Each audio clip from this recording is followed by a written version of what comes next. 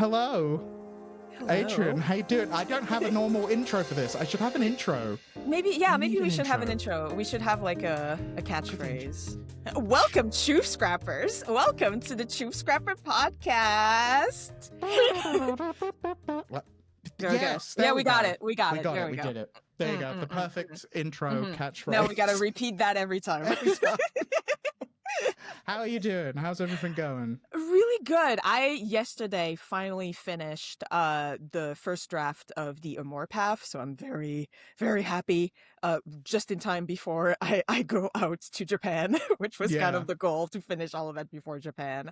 So yeah, it's been really interesting to write all of that, and then otherwise just keep playtesting and then preparing some stuff. Yeah, like we can't talk about. No. But we can talk about that the Truth Scrapper Discord just opened. Yes! Because you had mentioned the Amor Path being like, this was literally like last night at the time of recording this that we opened the Discord. But like, I saw that news in there yesterday and was like, yes, that's a path I very much want to walk down. So it's I know you're not the only one. Finally, even with my playtesters right now, so we finished Bets's path, got a lot of really good feedback and a lot of really good reactions. But that means that now we're replaying the game from the beginning with the Amor Path, so that we have a couple of weeks after I come back from Japan for us to keep playing and to get to the part where the Amor Path starts. And I'm like, all right, that way I can get a refresher on on everything. Yeah. I mean, I'm an Amor fan. What can I say? So I was excited. But yeah, the Discord. So the link will be be in the video description. And when we mean Discord, we mean that Discord was always there. Yes, but we opened it up finally. Yeah.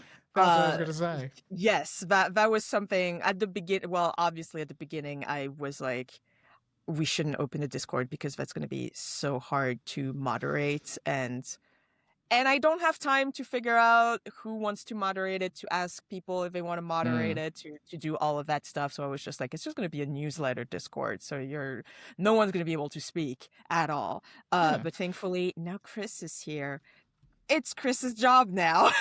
Yeah. And exactly. one of the things that I asked Chris when we were like, how about we open it up? I was like, can you promise I don't have to look at it if I don't want to? I don't have to take care of it. And you were like, yes. And I was like, all right, yes.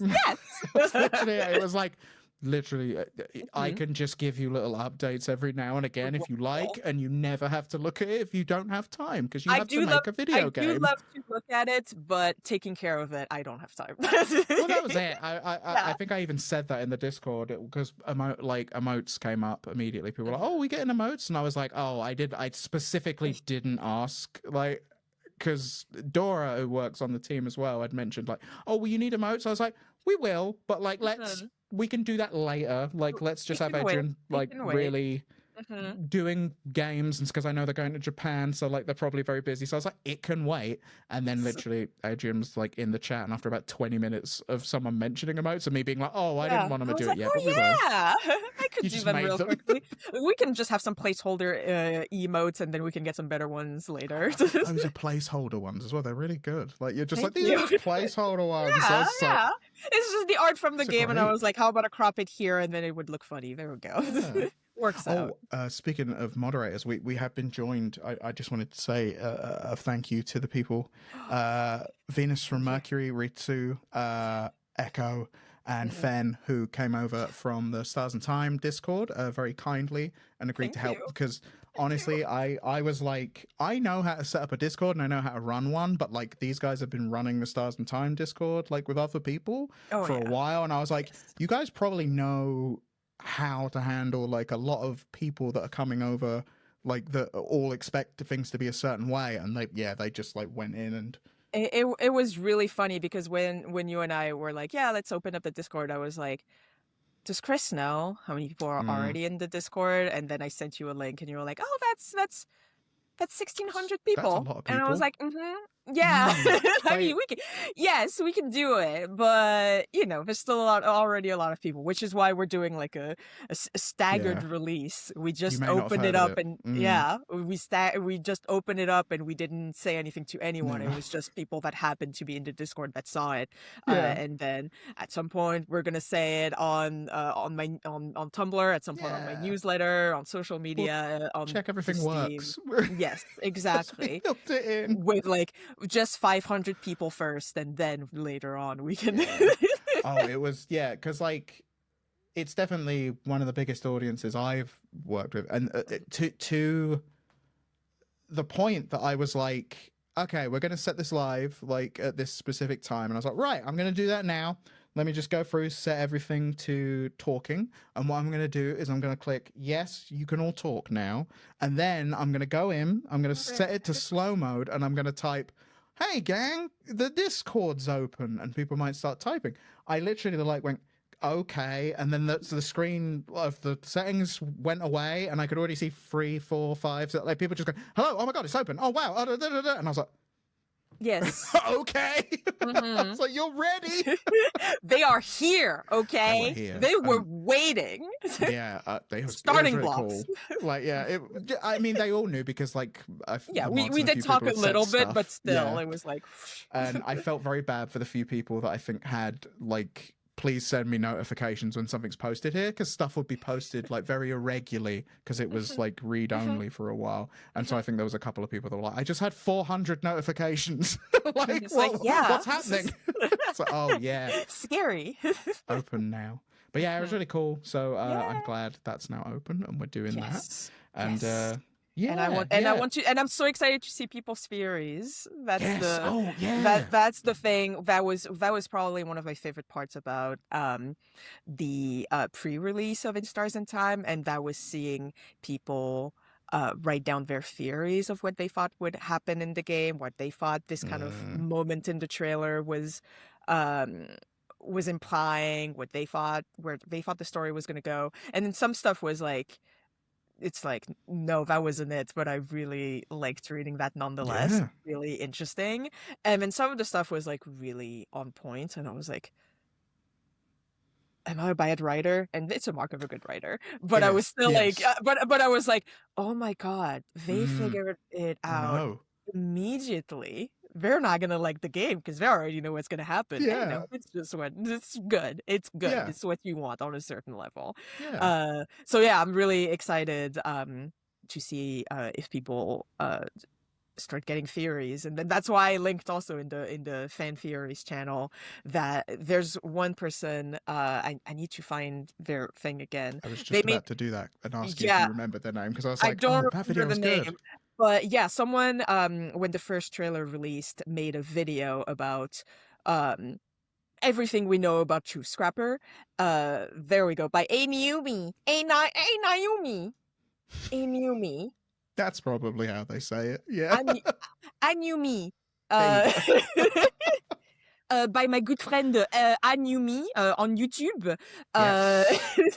And yeah, made a video of like a 25-minute video on like everything we know about True Scrapper, and that's one of my favorite videos on earth, like not even exaggerating. It's wonderful. Thank you. As soon as you posted it, I started watching it, and I was like 3 or 4 minutes in, I was like, this is great. I was like, this is really cool. Like, this is well done for a start. Like, I was like, it's a very well done video, and they've got a very fun voice like to listen to talk about stuff.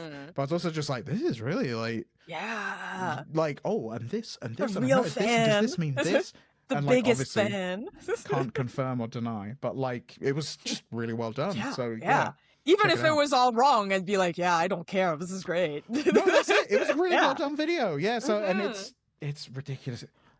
What was in the, and this is very specific and just only for me, and no one else is gonna care. But like, in the Discord yesterday, people were talking about me, and the fact that anyone had any opinion about me in any way, shape, or form, I was like, not because you're making the podcast. I know. So I was, but I didn't think. I don't know. So but I was just like, oh, hello. I'm normally just sort of there, like I'm there, like I'm in things.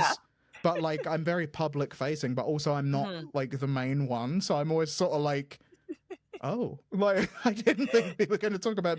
Your Hello, character hi, now. thank Yeah, you. your main Like, character. yeah, Welcome. for a hot minute, it was a very exciting moment for me. But like, here we are. But yeah, very nice group of people. So it was Yeah. nice to open it up. And I think I was Exactly. only cancelled like a couple of times, like by a few people, but like as a joke, just to say, I yes, as a realized joke. if you weren't As a there, I should joke. add some context. Like, I think I said that I was excited about things.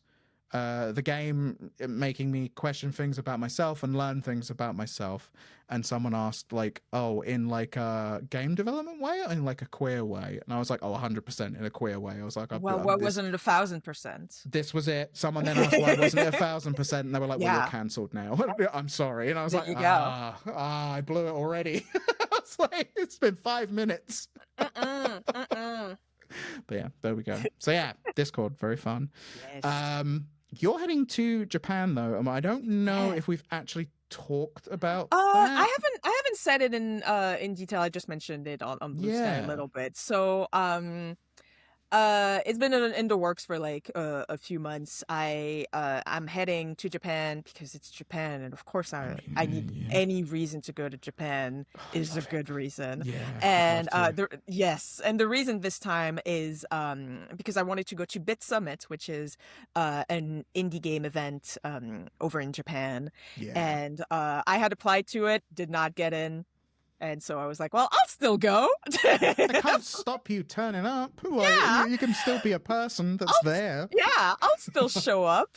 So yeah, I have been to Japan before for the Tokyo Game Show back in 2022, if I remember correctly.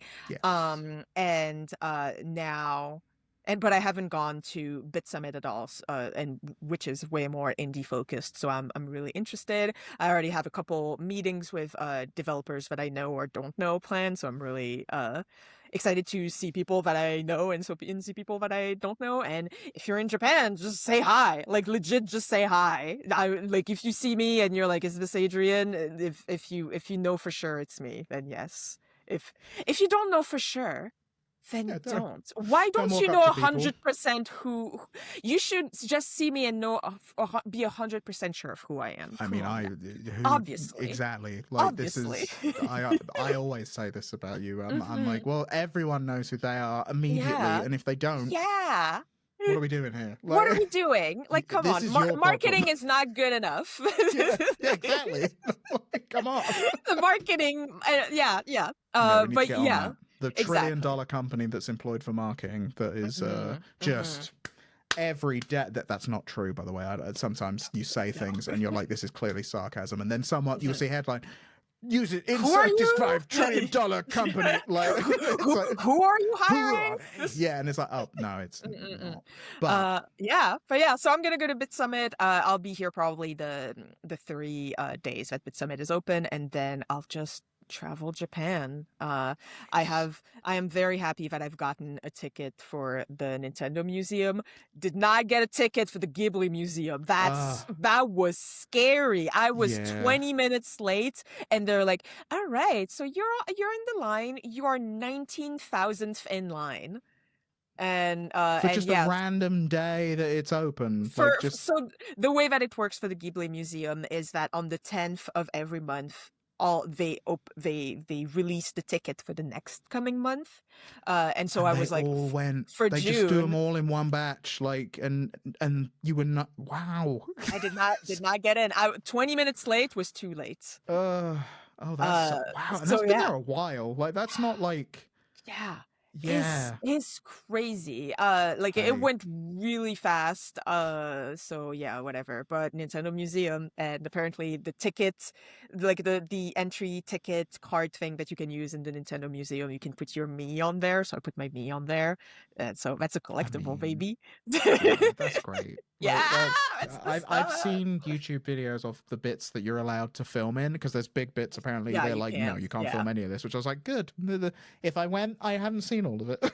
Exactly. But yeah, that's gonna be really cool. I've been really for some reason. I don't know what it is, in the air or something.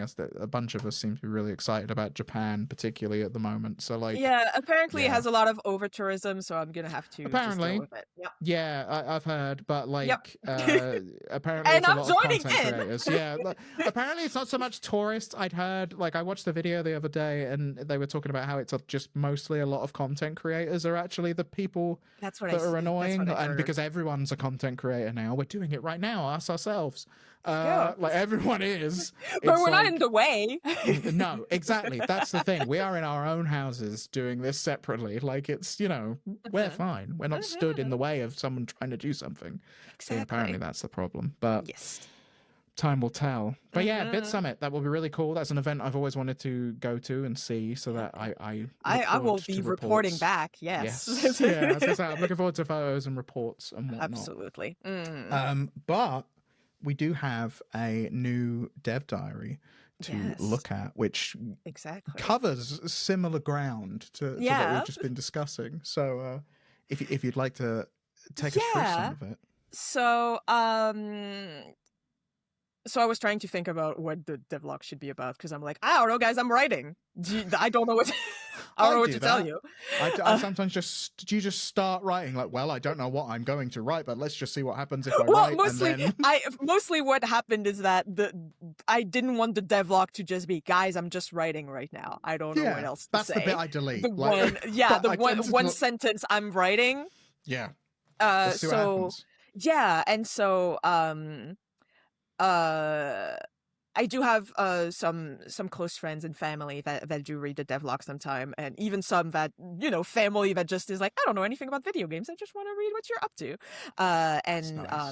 Right? And so I do write down some of the questions that they have sometimes, where they're like, oh, you just mentioned this one thing, I don't really know much about that, can you explain more, blah blah blah. And so one thing that, like, I was looking at the list, and one thing that came up was, how do those types of events work, and events in general when it comes to being a game developer.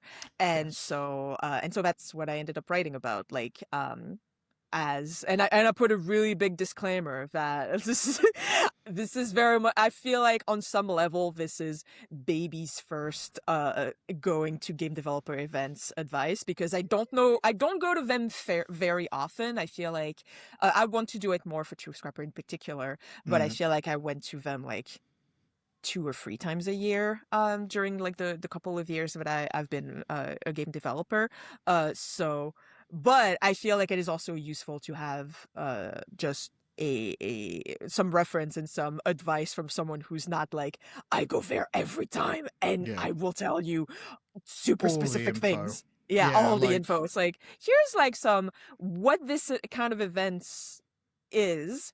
If this is your first time, this is probably what you'll encounter. Like, and especially, like, I feel like this would be useful if you are maybe you're an indie developer, and by that I mean probably you've just put one game, or maybe not even on Steam, and maybe you're more on itch.io, and you're like, I don't, or maybe you don't know what the what it's like to make games and be in the indie game developer industry, because you haven't necessarily talked to people in events and that sort of stuff. And so I wanted to kind of write this down from that point of view. So in my head, the couple of events that exist, but first there's the tabling events, which is you have a table, you have a laptop or something like that, and then you have your demo on there, and then people sit down and play your demo. Classic booth. I have done it once. That was at the Tokyo Game Show in 2022. After I had spent 2 years being stuck at home, not seeing anyone, being in lockdown for 2 years, because I was also working from home because I was working in an animation studio at the time. And so I went from that to going to Japan, where there was, I think it was like 4 days or something. They did have something where they're like, hey, here's like how many people came by for like the last 3 days. Here's the last day, blah, blah, blah. It was like 70,000 people. Yeah. Like it's like, did you know Tokyo Game Show is a massive event, and that's why I'd we hear about heard. it sometimes? Yeah, It'd come up. Like people had said that this is quite a big one. Yeah. Sort of up there with your E3s and your Gamescoms. Like it's one of the big ones. Exactly. And so I had a booth there in the indie game area. If I remember correctly, it's been a while. I think it was also the international indie game area, to be more specific. So being there was one of the worst experiences of my life. But now that I'm out of it, I'm like, this was a really nice time. The worst experience but it's but it is purely because, again, I had spent 2 years working from home, not seeing anyone at all, and then going into this space where there were so many people. And remember, that was the time where we were like, if I don't mask, I will die. And and if there are people around me, I will also die. And so please don't be near me at all.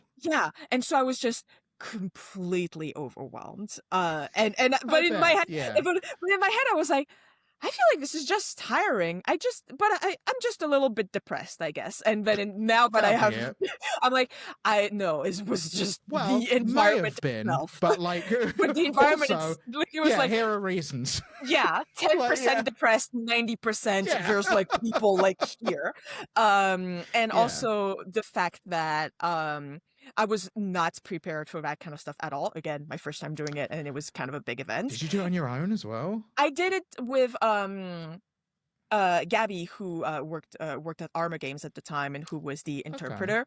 And so, really, Gabby say if Gabby wasn't there, I would have committed seppuku in front of everyone. That would have been it. Like, that would have been it for me. I imagine none of this would have been happening because the worst time of your life alone. Like, because that's what you were talking about. I was like, I suddenly thought, you weren't alone, were you? Like, no, I was like, because Gabby was there. Awful. No, right? Okay, good. No, Gabby was absolutely great. Thank God, spoke Japanese.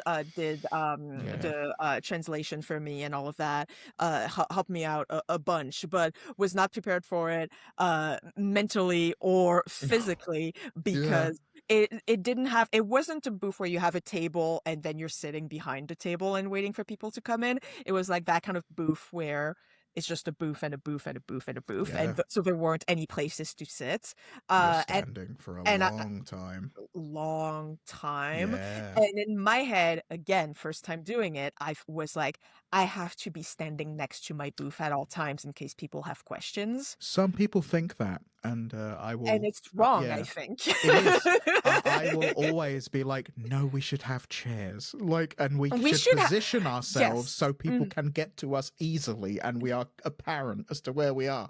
We don't have to suffer. Like, and there's also the fact that as someone who has gone to those events on the other side, where I go to the booths to play games, if you have the developer next to it and they're kind of like they see you come in, they're like, and they're just stood there going like, yeah, would you like to play the game? Are you playing? Are you liking it? Do you have any questions? What'd you think? What'd you think? This has taken me 5 years. You better like it. And so so if you see someone that's kind of like waiting and kind of staring at you as you're passing by, like, will you play my game? Like it doesn't really make you want to come by. So yeah, like it would have been better if I knew at the time that you don't need to be around there. However, even though really terrible time in my life, worst time of my life. Which I mean, you've not had a. It's like, life's gone okay. Lovely. I was like, what a lovely life it is. Yeah, I was like, that 4 days? Going to the Tokyo Game Show and doing 4 days there was the worst time of your whole life. The worst thing ever. People went to see me and said my game was nice. Like, worst time of my life. I was like, oh, they've had such a great life. Like, seriously. Like, I've done those events exactly like that, and I had a great time. Like, I was tired and miserable at the end of it, but like, it was fun. Not exaggerating, worst time in my life ever. Like, trust me. Far from the worst time in my life. Far from the worst time that year. Like, it was like... It was pretty bad. It wasn't the worst time. But it does sound bad. Like, I will give you that. There was a lot of mitigating circumstances. But it was a lovely moment. Some people, like a couple people, came to see me and they're like, Adrienne, I knew you were coming in, and I was like, what? But you're real. What do you mean you like my game? You're a real person. I had not met any real people that liked my game before, so that was wild. Yeah. And so I learned a few words. Also for the times Gabby went on break, and I was like, okay. And so I don't speak Japanese very well. I just know the phrases that I know because of anime, and I don't know how to write them. Right? And so. I did learn to say time loop RPG. Do you have any ideas of how to say time loop RPG in Japanese? Not a clue. So time loop RPG. I was gonna joke and guess that it was gonna be one of those ones that's in English, but like really hard to remember. Yeah. Yeah, very hard. Yeah. Would you just say that and point? Yeah. Time loop RPG this. For you? I don't know any other words. I'm sorry. Right. And I did have a lovely moment where there was like an older Japanese couple. I don't know what they were doing here. I was very like, oh my God, you guys are old. Like, you have wrinkles. You're folds. It's going to happen, Matt. It's going to happen to all of us. I keep thinking this, but not that it's going to happen to all of us, but I'm like, at a certain point, the older and older we're all getting, it's like... It's going to be video games are being played by people in old people's homes. Yeah, because it's going to be us. It's going to be really interesting. Anyway. But at the time, I was like, wow. Yes, you're a lot older than the target demographic. Right? So they came in to play it a little bit, and Gabby wasn't there, so I was like, time with RPG this, and we're like, oh, I hope you know what that means. And then I had my second. I've just been watching a lot of like YouTube video of like these guys like traveling through Japan and China and going, we know one sentence that we can say and that explains what we're doing. It's a good sentence. That's their alts. And so my alt was Tamalupu RPG Des, and the other one was when they start a battle, since in Stars in Time was rock, paper, scissors, I had like you can have in the option, you can put like how rock, paper, scissors works, the weapon wheel for rock, paper, scissors. And so I would point here and I would say, Janken Pawn, which is rock, paper, scissors. And I know that for Hunter, from Hunter x Hunter. And I was like, yeah, there you go. Anime is beautiful. It's not just yet again. Here we are. Yeah, exactly. And I did meet some really lovely developers from other countries, and so like that's the thing. It was a great time. I'm really glad that I went. But when I was there, every night I would take a taxi back to my hotel, and I would do like the movie thing where I'm looking through the window and it's raining, and I'm like single tear, like. Oh, dude, that was. So I've done quite a lot of events over the years, like all around, and that was always like, because a lot of people, exhausting. I find it so, I get a lot of energy while I'm there, and I love being there. But then the minute I'd leave and go back to the hotel, it would be like, okay, we're gonna have dinner, like me and the few people that are here in the hotel, ideally, please. But if not, I guess we go somewhere. But I'd rather we'll have dinner here. I'd rather get back to the bed. Yeah, and then like, and then just go to bed now. And the exact same thing. It'd just be like lay down and be like, yes, that was a lot. So tired. I'll never do that again. Yeah. But yeah, I loved it. So yeah. Same. The only tabling event that I did, I have a couple planned for this year, so stay tuned for that. Yeah, so I'm excited for that. And so I wrote some advice from my own personal experience, which is, oh my God, just hang on, babe. You have to drink some water. You have to. Time of your life. You're gonna have the worst time of your life. This is literally the bottom. Literally, literally, this is the worst time you're gonna have. Like, you know how worst time of your life so far? That the far is actually, it's going to be here. It's going to be tabling. Like, this is the worst. Yeah.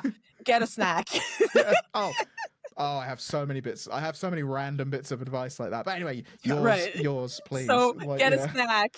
Prepare for standing all day. Get something to do while you wait, because you're probably gonna wait for people to actually be interested in playing it. So just don't go like for like 4 hours at a time. It's really tiring.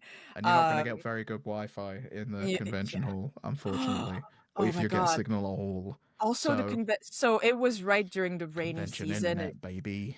That's exactly. So much money. Like, it's insane. Oh my God. And then also it was also in September, so that was right during the summer and like the humid rainy season in Japan. It was like 30 degrees and that was like the low point, like 30 Celsius. Was it not air conditioned in the hall? It was air conditioned when it would open for the public. Oh, but they wouldn't turn it on for just the exhibitors. They'd be like, nah, let them burn. No, yeah. So I was like, sweating everywhere. It's so humid. You're like, oh my God, I didn't know I could sweat that much, and it hasn't even started. So worst time of my life. This is the worst time of my life. I'm warm.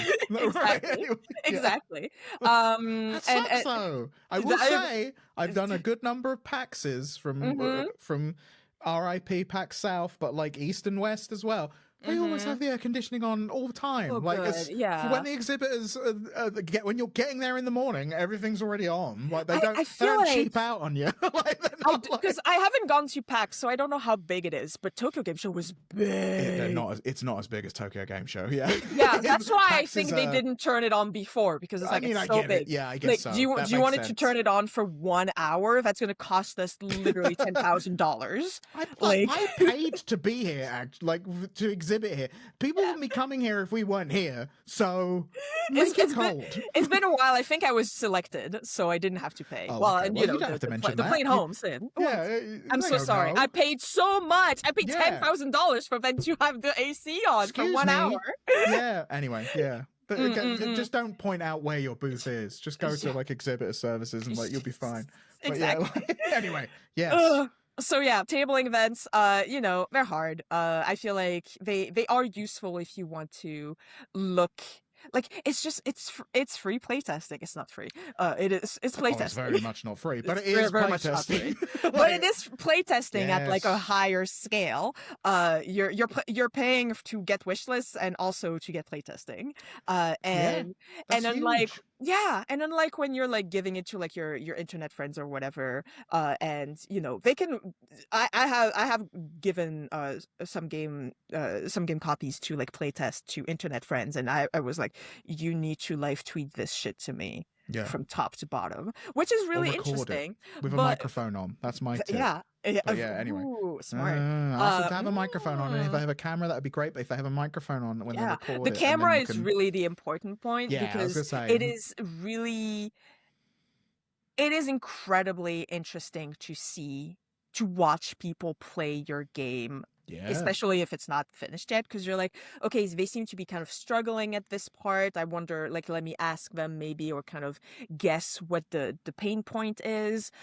Seems like they don't, like, they're making a face and it seems like they don't really understand what's going on. I feel like maybe I should rework this scene.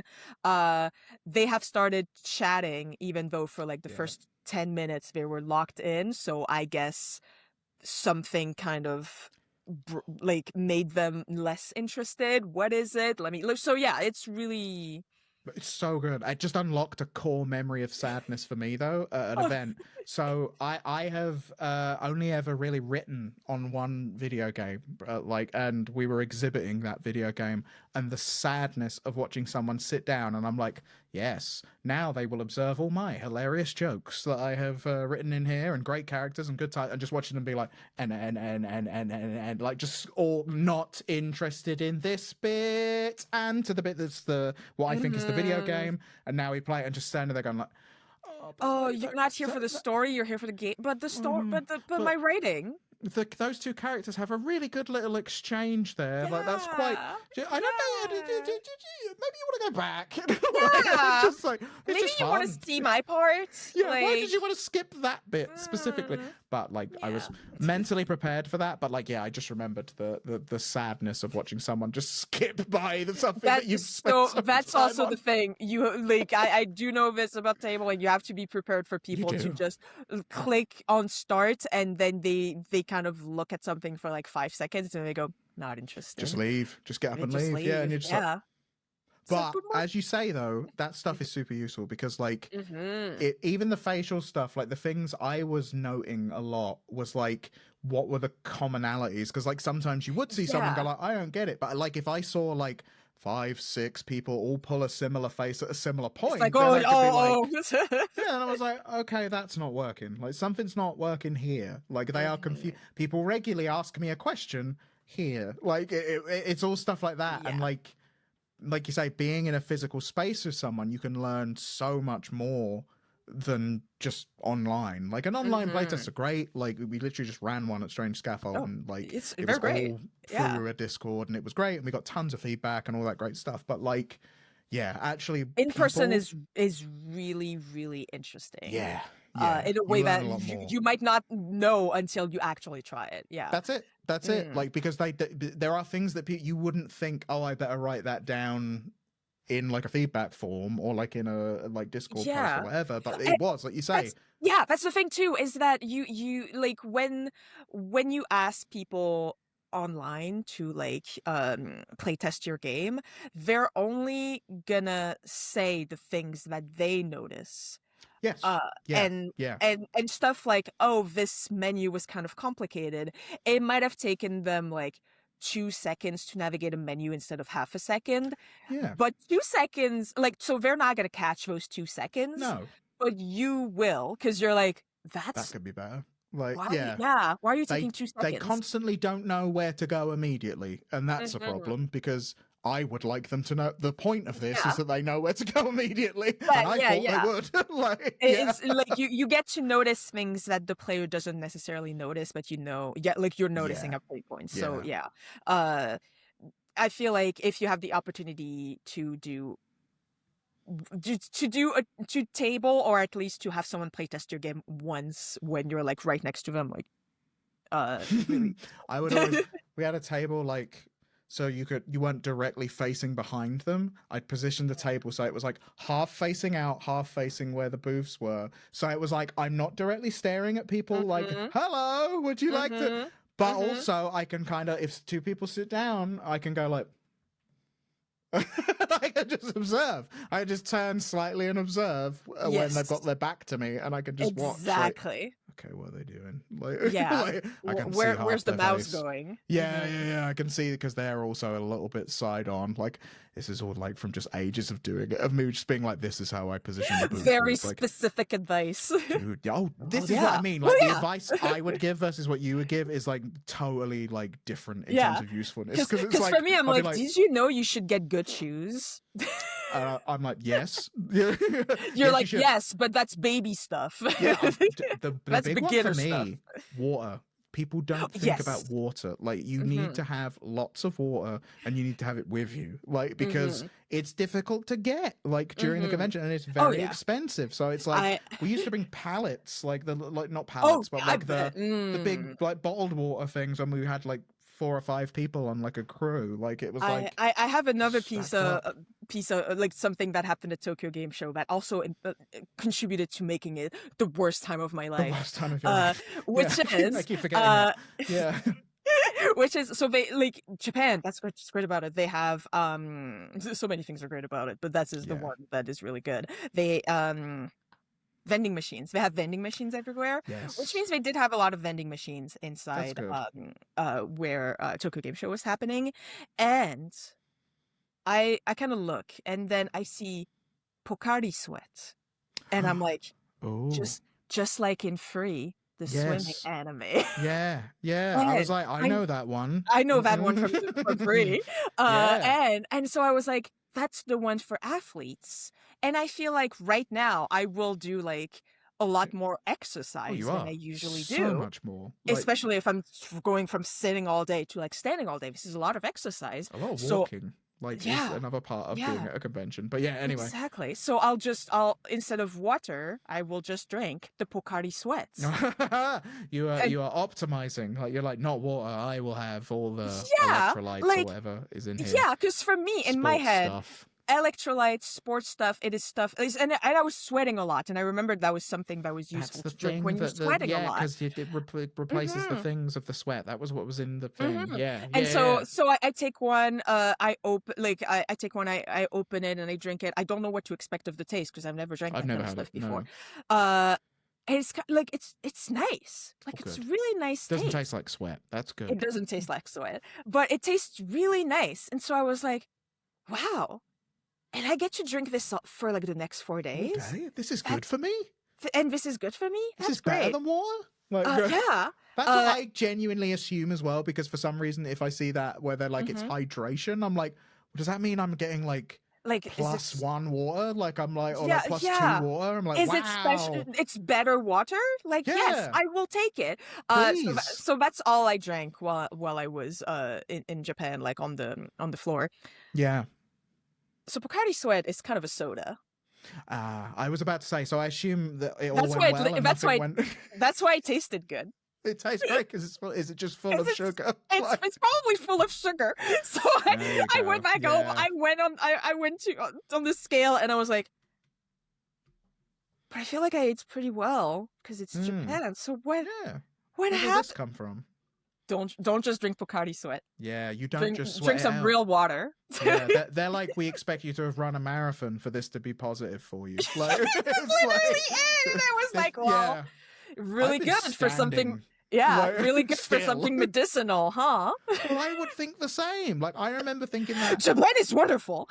Yes, I remember thinking that though, because when I was one of the first times I went to America to do an event, we don't have Gatorade over here. I've never had it, so I thought that was some sort of sports-based drink. Me too. But then I had it, and it's quite clear in the American one that I was like, oh, like it was like chemicals and sugar. I was like, there's a lot of that going on in here, and people told me that they were like, no, that's not good for you at all. And I was like, oh. That's the thing though, is that you tried that in America, so you're like, well, yes, that's okay, that's a soda. I assumed, but in Japan, it's soda, and in Japan, bottle is so like unassuming, like for Bacardi Sweat, like it doesn't look like drink me, I'm full of stuff. Yeah, like, I was like, Japan wouldn't do this to me. No. So don't drink Bacardi Sweat. If you're there, like, don't do that. Careful. Yeah. It's a soda. Tip number 2. It probably does have electrolytes. It's also a soda. Also loads of other stuff. Yeah. So tabling events, that's one type of events. Talk events, and by that I mean kind of GDC. I miss her. I miss GDC so much. It's in the US. Don't want to go back there. I had to miss it. Yeah, this is the sad. Yeah, it's a sad thing. Like which is so sad because I love GDC so much. Never been. I'm always I'm always gamer facing. Everything I do is public facing, so I've never been to like a development that makes thing. sense. Yeah. There's been no reason for anyone to send me to that, because they're so then I get to talk about it for you, an audience who doesn't actually know about it. I've only heard about it from other people, so like never been. So I've been for 2 years, and I mostly went for the talks because I was seeing it was a big deal, and it's like, I guess I will go. That's what I've heard. Yeah, I guess I will go and find out. For me, it was very much about going to see the talks because you have some really, really big developers doing talks. Like it's not just oh, Baldur's Gate is here. And it's like, that's a big deal. Nintendo's here. Yeah. They do talks. Yeah. You can't get in there because it's full. Because everyone surprisingly is interested in hearing what Nintendo has to say about video games. They know a thing about it. Like I've done a couple. But you also have like some very both times that I went, I have seen at least one talk where I was like, I need to tell everyone about the talk I just saw because that was just incredible. I saw the last time I went to the Pentiment talk, and they were talking specifically about how they did the typography of Pentiment. That's a good talk to see. Oh my God, like all the research they did, all the fonts that they made themselves, about how it's, for those who don't know, Pentiment is a game about it's a narrative game about making manuscripts during the Middle Ages. So it is very much about typography from the Middle Ages and inking, all of that stuff. It's Obsidian, isn't it, that made that game? Yes, it is Obsidian. and manuscripts back then, they didn't yet have printers, so they would have to like rewrite the whole book monks entirely. And whatnot tended to write things. And so you follow one of these guys, and so the way that the dialogue appears in that game is first with this really nice typography, like those really nice fonts that change depending on who's speaking to you and their level of education.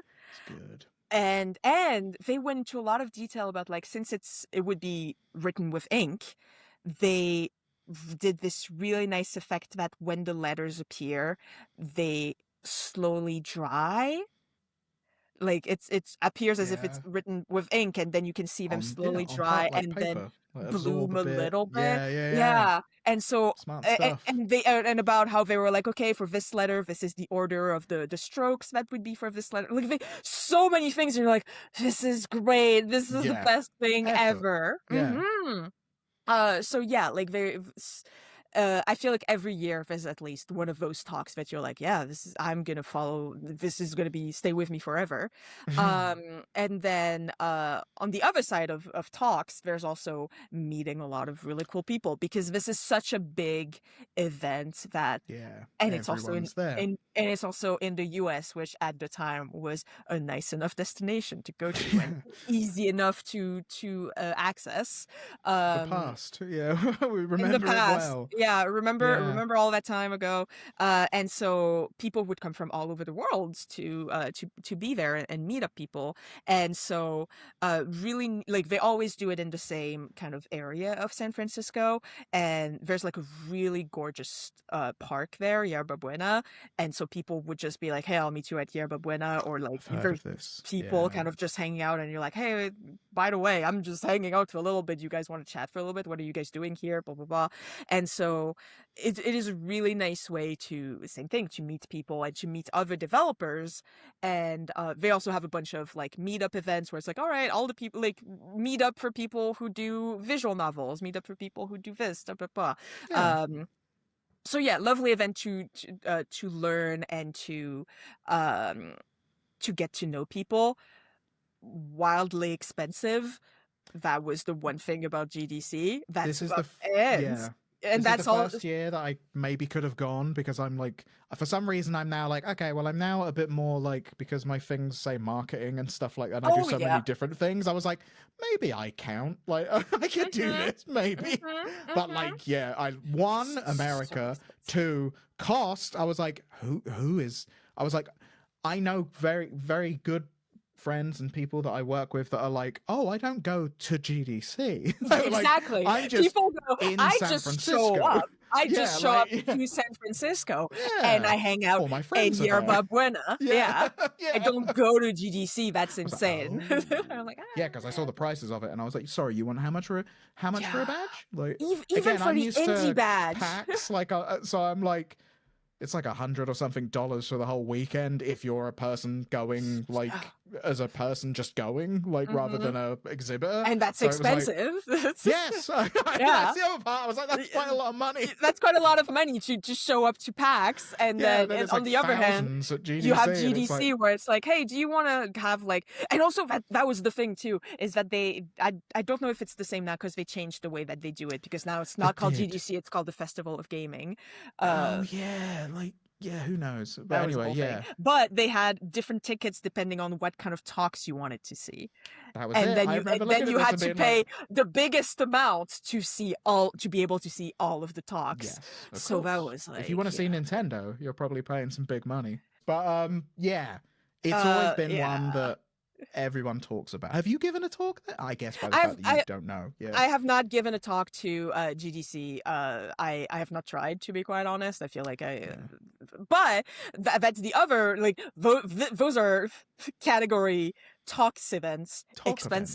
That's the expensive talk event. Yes. Yeah. Otherwise, there's talk events free, or $25 normal prices. Yeah. Like Game Devs of Color.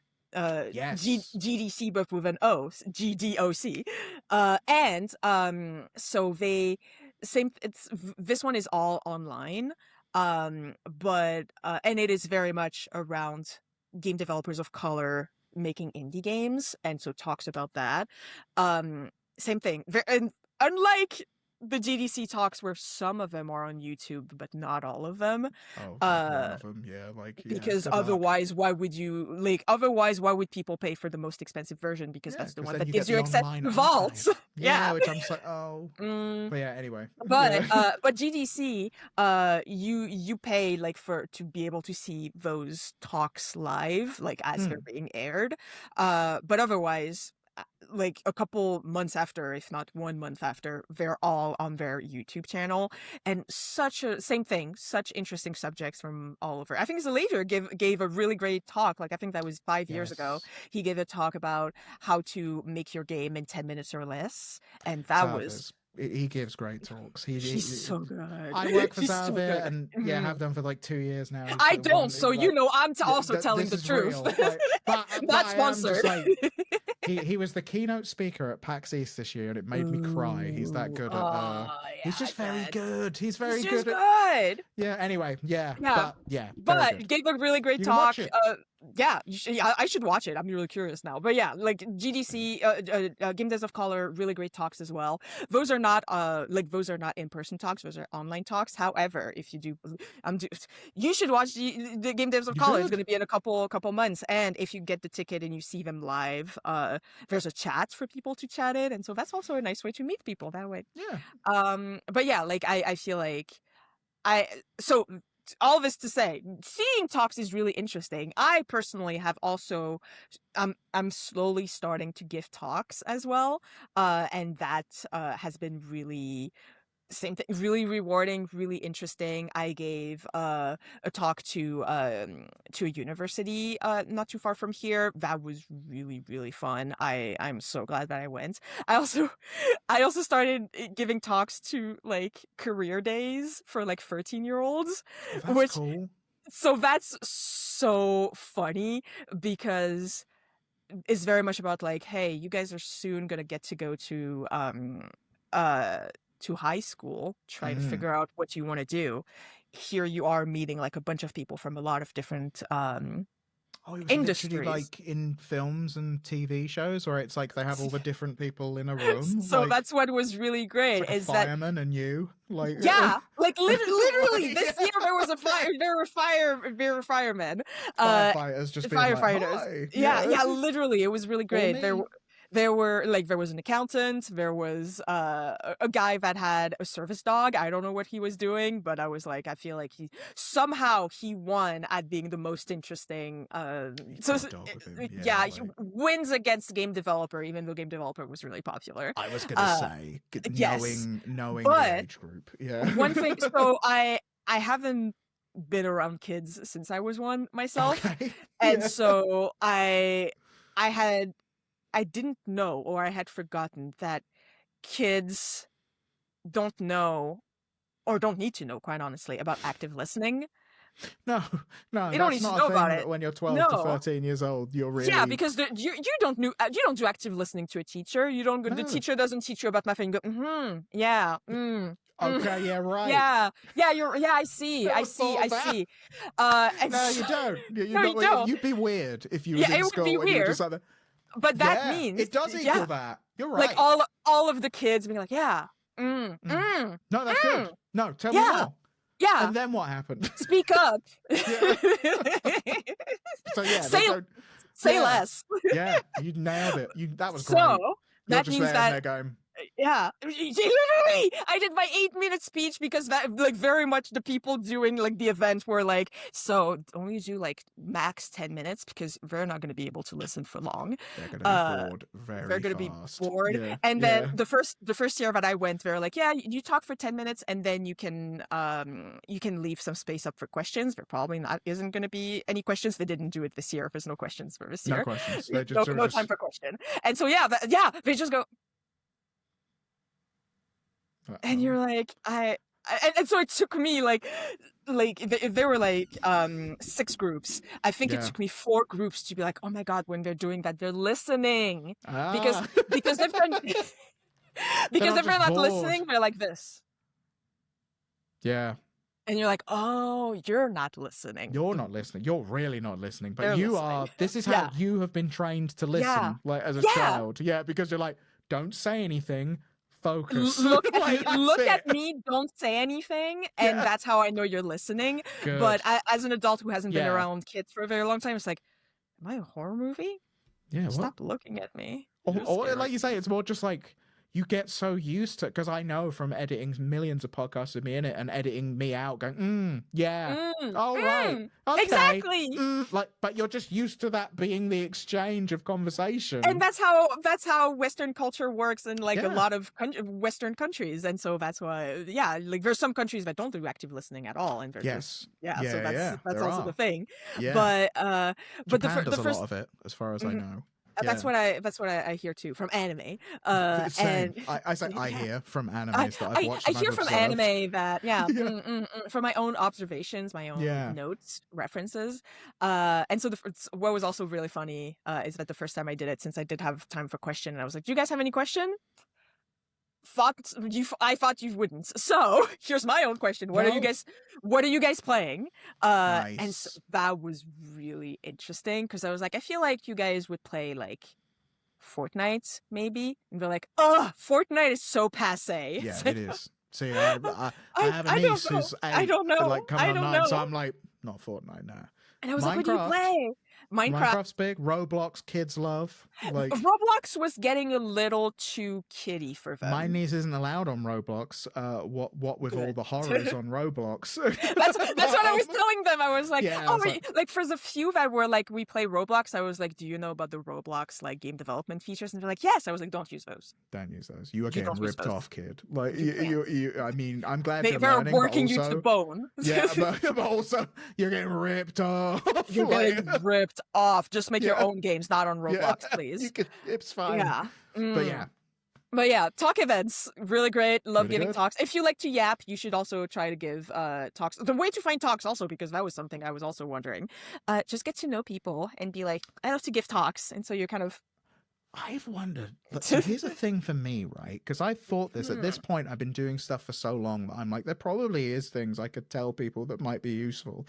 But at the same time, a part of me thinks everything I've done has been so specific to what I'm doing that I'm like, how transferable really is anything that I could tell anyone?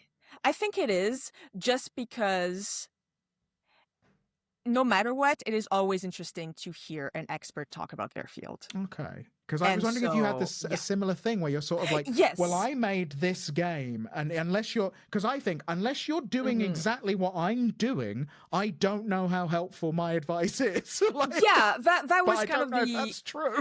I don't think that was also one of my worries, and I don't think that's true, because for the talk that I gave at a university, I was like, I was asked by a friend to do the talk, and I was like, yeah, I'll do a talk for free. You don't even need to pay me. I just want to do it. I do it anyway. I'll do it anyway. And I talk all the time.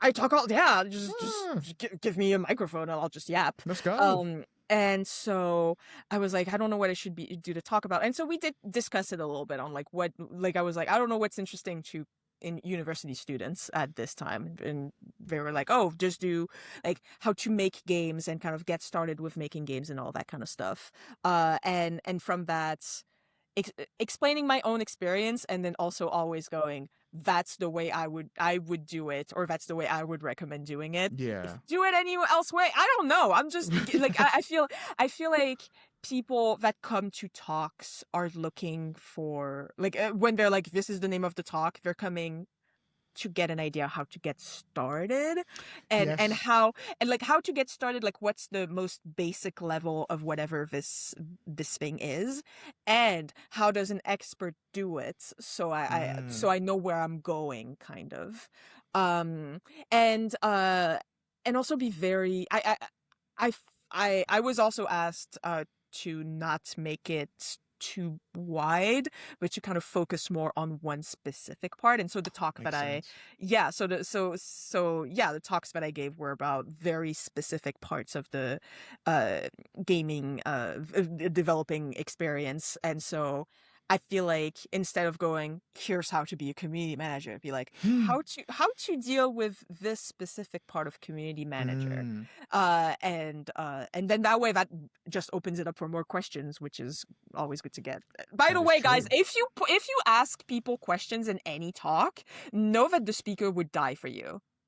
This is true. Know that there should be a good moderator there that is normally the role that I've been in panels and talks, that should also be able to go when someone gets up and goes, okay, so it's more of a comment than a question, but I just wanted to say, for me to go, well, no, unfortunately, we really do. There is a line, so unless it's a question, okay, well, I have actually 6 questions in disguise. Well, we're only going to do one. Like, you should hopefully would be also a moderator die there. for you. Yeah. That doesn't mind being rude for the person there, just to be like, no. And you can be mad at me, not them. So, like, this is how this works. Like, that's normally my role. I went through some GDC talks where I was like, that question was bad. Like, there were, I went to a round table about like writers in game development, and one of them was like, so do you think using AI would be good in writing in game development, like using AI to write things? And no. And you could see all of them being like, well, like trying to be so diplomatic until one just went, fuck you. Didn't say that, but that's been the official Strange Scaffold line. Fuck Gen AI. Like we've generally said that, but it's no. Nice and easy. No, thanks. No, next why would question. That help? It wouldn't, would it? Anyway, it doesn't. But I know what you mean. You get a lot of questions like that where you're just sort of. It's useful to have a moderator there to just go. Exactly. No, I think the quick answer for that for everyone's probably no, right? Okay, well, we're going to move on to the next question. All right. Thank you for asking, though. But anyway. And the third type of events is the walk around events, and those are cons and the like, where you don't have a table and you get to just chill, and those are great. You just walk around, you get to meet same thing as kind of what I was talking about with GDC, like the more social part. You just walk around, you get to know people, you get to see people you haven't seen in a while. You set up a couple of meetings with developers that you like to be like, hey, can we meet in like a more like official way to see if we would be good friends? And then you will be good friends. I like the way that do you introduce it like that? Yeah. Can we meet to find out if we can be friends, please? Can we have a play date before we find out, like, if we're actually, we're gonna really be friends? Because we might not, and that's fine. But I'd love to find out. It'd be great to be friends. That's. I mean, think you're very cool, and we should meet up and be friends. I'm not gonna lie. That would probably fucking work so well. If someone said that to me, I would be like, yes. Like, oh my god. Like that's really? like that's some of the like even at Bitsummit, that's a couple of the I probably cry like that I got. Asked me that, like, well, do you want to be my friend? Because like usually when people are like, I've seen your stuff around, I've seen you like on the list of people that are there you go. That's the way to say it, but you're kind of like, I feel like you're also a game developer and we're kind of on the same level, so most likely we don't have, like, it's not going to be, there's no financial advantage to this. It's not going to be a financial thing. It's not going to be a client and a manager type thing. This is two people that are pretty much at the same level meeting up. Ergo, friends, play dates. Honestly, like, as soon as you said that, I was immediately just like, if anyone ever asked me that, I'd be so fucking happy. Like, I don't know why. I was just suddenly like, because people normally are just like, oh, do you want to meet up? Like, just, have a coffee and stuff. And it's like, yeah, sure, that would be good. But there's also like, the worry where it's like, what do they want more friends? So that's why it's better to because you don't know. Like, sometimes if people are like, I've had a thing where this was ages ago, but I had a thing where a guy was like, do you want to meet up and to talk about work? I thought he was going to give me work. He thought I was going to give him work, and we both left sad. Like, it was the weirdest. I see that. Yeah. When we both realized that it was like, no, I don't. I need a job, but like, I don't have any job to give you. Like, the way to do it if you want to be friends is to kind of be like, I feel like you're kind of an interesting person. Do you want to meet up? And it's like, yeah. Oh my god, you're also a developer. Yeah. Yeah, that would be amazing. Like, if anyone wants to ask me that is a peer in the industry, please do. Like, I would love that. You can try it for me, but that will be a 50-50 chance because I am quite egotistical, and so I'm like, are you cool enough to be my friend? Well, I will meet up with you, but this is it. This is why we cool. are employee and employer rather than friends. So you made that plain immediately when I first started. You were like, "You are not cool enough to be my friend." And I was like, "I'm not. I get cool that." Enough. Like, I refused your Discord friend invitation. That was it, which I thought was weird because I was like, "Well, aren't we communicating?" This is a joke, by the way. This is a joke. This is a joke. We're riffing. We're riffing. It was like, wow, there's someone with loads Adrienne of confidence. Is so mean. Wow. Yeah, and also this guy's got no confidence. Like, it's just like, oh, okay, no, that's fine. Like, yeah, that's fine. We can just be employer. That makes sense. That makes sense. Cool. It's professional. It's weird that you would say it. Like, I feel like these things just happen naturally. But okay. Don't want to be your friend. This is purely. That would be so calm weird. down. I would be so that would be the reverse feeling if like you started working like and someone was just like, just so we're clear, I don't want to be friends. It'd be like, just so we're clear, like we don't have to be. Like, it's especially in the like industry. It's just like, just say that. Oh my god. Well, it's more just like, I don't know, it'd be weird. Okay. I'd be like, well, we could just not be friends, and that would be fine. You didn't have to say it. Like, we're already there at the not friends thing. We don't know each other. It's fine. We don't take the next step. We just have to get along. That's all we gotta do. Like that's fine. But yeah, anyway, I would love that. I was just about to be like, I'm going to be at Gamescom, so if anyone wants to be my friend, let me know. Hell yeah. I just realized Gamescom is the first event I'm going to, I think, in maybe a decade. Oh my god. I'm going, not the first event I'm going to in maybe a decade. The first event I'm going to in maybe a decade that I'm not going to for some sort of work. I'm just purely going because I'm like, I know people that are going. And now you're just here to have fun. That's great. I was like, we might have something there, maybe, but I'm like, but if we don't, I've already booked like where I'm staying and how I'm getting there, so I'm like, I'll just go and wander around, and I've never been. It'll be nice. Gamescom, is it the one in Germany or is that another? Yeah, yes, I went to the one in Germany last year. I was also massive, massive place. Yeah. You need a map. You actually need a map. Everyone that ever went has always told me like, it was really hot and I had a bad time because there was so many people and it was so hot. There were a lot of which sounds like a Tokyo Game Show situation. So Tokyo Game Show was worse than Gamescom. I do have to say. Actually, to be fair, Japan levels of humid is next level. Like, but Gamescom was nice for me because that's when Sonic and Shadow Generations came out, so they had a Shadow statue, and I was like, here we go. We haven't even discussed this. That I made. We need to discuss Shadow the Hedgehog at some point. Whole podcast on my love of Shadow. The end of the episode, but like I was like, this was the first joke before we did a podcast that it was like, I think I just said like, oh, we're just gonna talk about Shadow the Hedgehog for like 2 hours or something as a joke, and then you were like, oh, how did you know? I'm into Shadow the Hedgehog. How did you know? And I was like, oh. Yeah. So am I. He protects me. Yeah.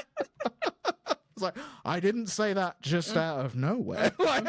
Exactly. Perfect. Yeah. Similar. But we can work together. We can be friends. I will accept your Discord request. Thank you. I greatly appreciate it. Yeah, finally.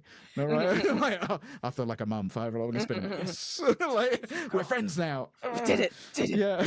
But and then the last type of event, bonus events. The local events. And of course, it's if you live around like if you're in a city. Like you live around a big city or normal sized city. Yeah. However, same thing. They're trying to go to those more often. And the few that I've been to have been really interesting. Because first, it's about your community. You know, it's a nice way to make friends that are actually around. And that don't live all the way to the other side of the world. It is really interesting because also I feel like on a certain level, when it comes to the other events that I talked about, you are meeting people that are making similar games to you in some way or doing the same kind of job as you do. And so this is a really like doing local events because there's going to be people whose two things they have in common is they are making games in some way and they live here. And so that means they might be making completely different kinds of games. Some people, like, especially that I live in the greater Toronto area, there's a lot of people that work at like Rockstar, stuff like that. There's also a lot of indie developers. There's Ubisoft people also. Like it's really it's a really nice way to realize how big the industry is and how different it is in a way that you don't necessarily like all of the other events. You also realize, oh my god, there's so much to the indie game community than I thought in front of my computer. But yeah, remember, I also know my audience. Disclaimer, I am 32 years old. I haven't been in college for a very long time. I am an adult non-binary person. Some events have so many students. Oh my god. I wonder where this was going, because I was like, these are all true things. I was like, some events I go in it and I'm like, I'm gonna meet someone my age. We're gonna be able to talk about the same thing. Like, it feels like I'm going dating, and then suddenly it's all like fucking 19-year-olds, and I'm like, I have to go. I'm so glad that you guys are going out there. I have to go. I can't be here. I will say, like, but it is fun. So those are really fun also, because the second you go, excuse, particularly at PAX, going in the indie area, it does skew older. Like, so it's a lot more people that you're sort of like, oh, hi, we're about the same age, sweet. Like, because I did go to a couple events where it's like, where there was straight up a game development class that was here at this event because their teacher was like, you have to go to this local event. And so that was lovely, because because they liked me, because the moment I say, hey, I made in Stars in Time, a couple of them knew, and so they were like, can you tell me more? And so I had the whole class around me, and I was like, this is great. But also it's kind of like, well, I really easy to pick a couple mentees. Would really like to meet some peers, but not at this event. no, that was not the event for it. But, not the event for it. It kind of depends. You have to kind of go to the event and then be like, okay, it feels like that's going to be that kind of event, so I'm gonna prepare for this kind of event. Okay, this is those are only students, so let's teach the kids some stuff, you know. Let's do my talk. Like it's I want to look into doing that stuff more. I just recently actually did because it was just someone I know who was like, I've never done a podcast, and I was like, I could probably tell you actually quite a lot about hosting a thing, because I've done it a lot. And it was just a call, and we just went over, and it was like, I have the worst. I was like, this is good advice if you're like me, because it was like, oh, you've got this giant script of stuff that they're giving you, and the feedback you got when you did a pilot was that they said, you don't sound like you. And I was like, because they've given you a script. I was like, they've heard you talking and been like, we want that, and then you've come in and you're reading something someone else has written. Don't have a script. I never do. Even when I did TV shows, even when I did like Here I Am at E3, no script. I just had like 4 or 5 bullet points, my key points I need to hit. That's it. And I was like, and then I can just say the rest of it, and it sounds really natural and normal. And I was like, that's how you do it. And I was like, but that does not work for everyone. I was like, I would not give that advice to everyone at all, because unless you know you can talk a lot, which I know I can, but I know you can. But I was like, unless, and this person, I was also like, I think you can as well. Which is why they're just asking need to train yourself a little bit, and you could do it. That's but it. Not for everyone. No, I was like, you need to know your beats, you need to know your timing, you need all this stuff. But I was like, but you learn that over time. I was like, but just don't script it. But that's what I mean, where I was sort of like, this is very specific, but is it useful? But I really enjoyed that as well, where I was just like, you know, when you're doing it and you're realizing, I do know a lot about this. Exactly. That's why I love, I've loved the couple talks I gave, because I was like, I feel like I'm just saying like 101 stuff right now. And they're like, but can you, like, this is great. Thank you so much. Can you tell us more? Because I feel like that's a really good idea I've never heard before. And I'm like, oh my God. Yeah, that sort of stuff is wild. Absolutely. Oh my God. Because I had that exact same thing where they would ask questions and I was like, oh, Oh, because you don't know that. You don't know. Okay. Yeah, well, I can tell you that. Like, Yeah. That's fine. This is what I do. Like, am I knowledgeable? Yeah, absolutely. Like, oh. Yeah, it's really fun. So yeah, strongly advise doing that as well. Like, these all sound like good things. Well, I think that wraps up the dev blog, I think. If I remember reading it correctly. If you don't have any local events near you, you can create the local events. That was it. Yeah, there you go. You can make it. Go to your local library. Ask them if you can have an event there. I don't know if have you done something like that?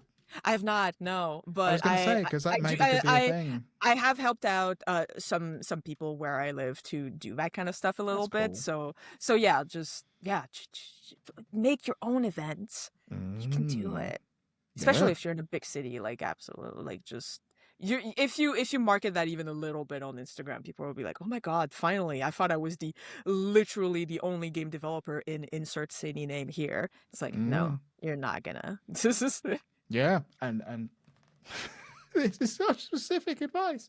I was about to say, and I was like, and also if you're an indie developer and you are of some renown, which I was like, that's very niche thing, but I was like, you can also make your own press events.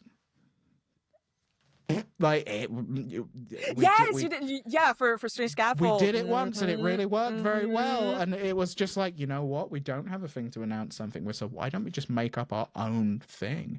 We've never done it before, and I reckon we could get some people to come to a thing. And then when people started turning up from places, like there were like names that I recognized and like bylines, I was like, oh, that's like a real like that's like a real people. Place. Yeah, I was like, there was a brief moment of, oh no, the stupid thing I made up is like it's working. Oh no, I didn't think anyone had really.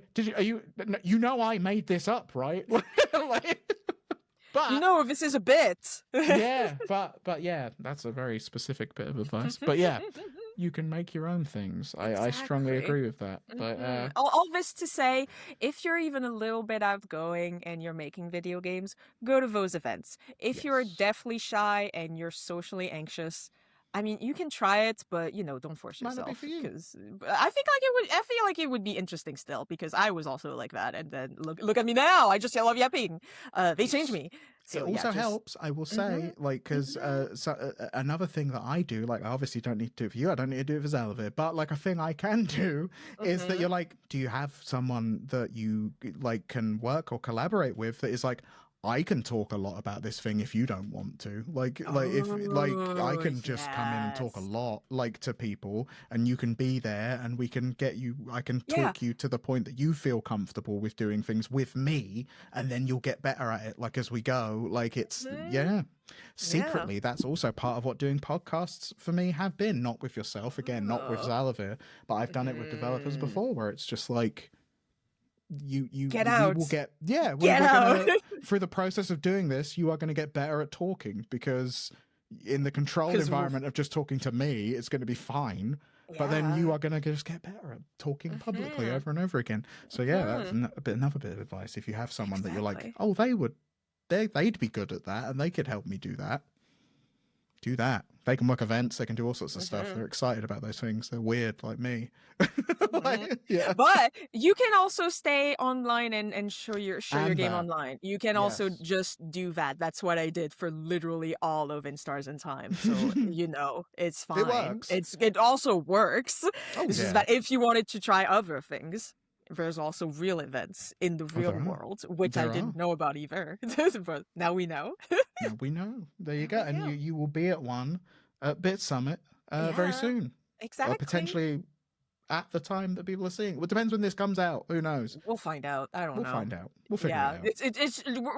We don't want to release that 9 days after we release the second one. When we're recording this, the last one came out 9 days ago, and we were sort of like, that's quite close is that too close? Like, I don't know. Like, I think it's too close. Let's do a monthly thing. Yeah. So I was sort of like, we should give a bit of space. But so you're seeing this later. You're in the future. You don't care about this. Yeah, exactly. Well, thank you for your time, and thank you for talking about the dev update and the game and all the things you've been doing. Thank you for having me. Yeah. Hey, you're having me technically. We're both here for each other. That's the main thing. Yeah. There we go. Being polite make things awkward. There we go. That's the way we do it. That's the way we do it. And Wishlist the game if you haven't already. Please Wishlist the game. Again, remember the beginning of the podcast where we were saying we were working on things? Yes. Wishlist the game, please. That we would greatly appreciate. So you can have news. Yeah, you get all the news and the updates. Also, you can join the Discord that's just opened. The link will be in the description. So we're all hanging out there and talking about stuff. And do both of those things. And like the podcast and tell your friends about it because that helps. It actually does. It's been weird. It does. It really does. And we weren't really we were like, oh, it's gonna be kind of good to release the podcast. Whoa, that's just helping. This is nice. Yeah, not bad.